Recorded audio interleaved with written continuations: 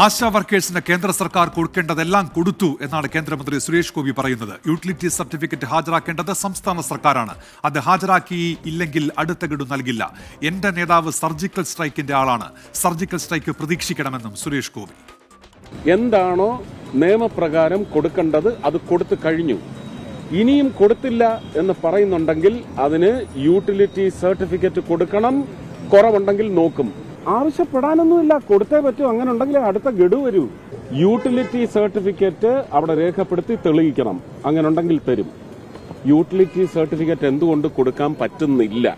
ഇന്ത്യയുടെ ആരോഗ്യമന്ത്രി പാർലമെന്റിൽ ഓൺ റെക്കോർഡാണ് പറഞ്ഞിരിക്കുന്നത്. അത് നുണയാണോ എന്ന് അന്വേഷിക്കും.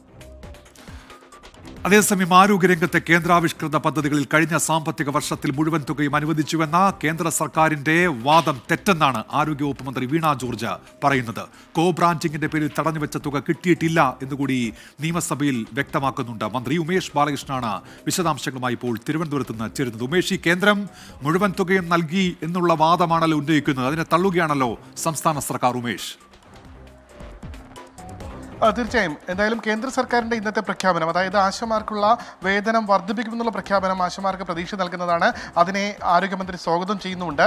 എന്നാൽ നിലവിൽ സംസ്ഥാനത്തിന് ക്യാഷ് ആൻഡ് ഗ്രാൻഡായിട്ട് ഒരു തുകയും, അതായത് കേന്ദ്രാവിഷ്കൃത പദ്ധതിയുമായി ബന്ധപ്പെട്ടുള്ള സംസ്ഥാനങ്ങൾക്ക് ലഭിക്കേണ്ട ഗ്രാൻഡിൽ ഒരു തുക പോലും നൽകാൻ ബാക്കിയില്ല എന്നുള്ള നിലപാടാണ് കേന്ദ്രം സ്വീകരിക്കുന്നത്. കേന്ദ്രം പറഞ്ഞ പ്രകാരം 2022-23 വർഷവും 23-24 വർഷവും 87 കോടി 80 ലക്ഷം രൂപ നൽകി എന്നാണ് കേന്ദ്ര ആരോഗ്യമന്ത്രി തന്നെ അറിയിച്ചത്. എന്നാൽ ഇത് തെറ്റാണ് എന്നാണ് സംസ്ഥാന ആരോഗ്യമന്ത്രി പറയുന്നത്.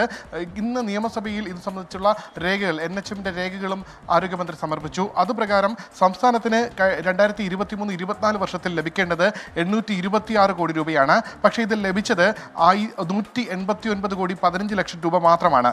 ലഭിക്കേണ്ടത് 636 കോടി രൂപ 88 ലക്ഷം രൂപയാണ് ലഭിക്കേണ്ടത്. ഇതിപ്പോഴും ലഭിച്ചിട്ടില്ല.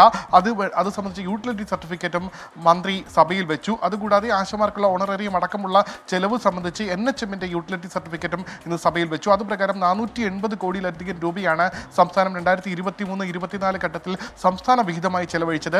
കേന്ദ്ര വിഹിതമായി ഈ സ്ഥാനത്ത് കാണിച്ചിരിക്കുന്നത് 0. അതായത് 1 രൂപ പോലും കേന്ദ്രം നൽകിയിട്ടില്ല എന്നാണ് നിയമസഭയിൽ ആരോഗ്യമന്ത്രി സമർപ്പിച്ച രേഖകൾ വ്യക്തമാക്കുന്നത്. എന്തായാലും കേന്ദ്ര സഹമന്ത്രി സുരേഷ് ഗോപിയുടെ വെല്ലുവിളി പ്രകാരം കൂടുതൽ ആരാണ് കള്ളം പറയുന്നത് എന്നുള്ളത് തെളിയേണ്ടിയിരിക്കുന്നു. പ്രത്യേകിച്ച് ഇത് രേഖകളുള്ള കാര്യമാണ്. എന്തായാലും സംസ്ഥാന ആരോഗ്യമന്ത്രി നിയമസഭയിൽ വെച്ച രേഖകൾ തെറ്റാനുള്ള സാധ്യത കുറവാണ്. ഒരുപക്ഷെ 22-23 കാലഘട്ടത്തിലുള്ള രേഖകൾ ഇനി പുറത്തു വരേണ്ടതുണ്ട്. നിലവിൽ പുറത്തു വന്നിരിക്കുന്നത് 23-24 കാലഘട്ടത്തിലെ യൂട്ടിലിറ്റി സർട്ടിഫിക്കറ്റുമായി ബന്ധപ്പെട്ട രേഖകളാണ്.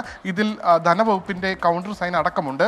ആ രേഖയാണ് ഇന്ന് നിയമസഭയിൽ സമർപ്പിച്ചത്. ഉമേഷ് ബാലകൃഷ്ണനാണ് വിവരങ്ങൾ നൽകിയത്.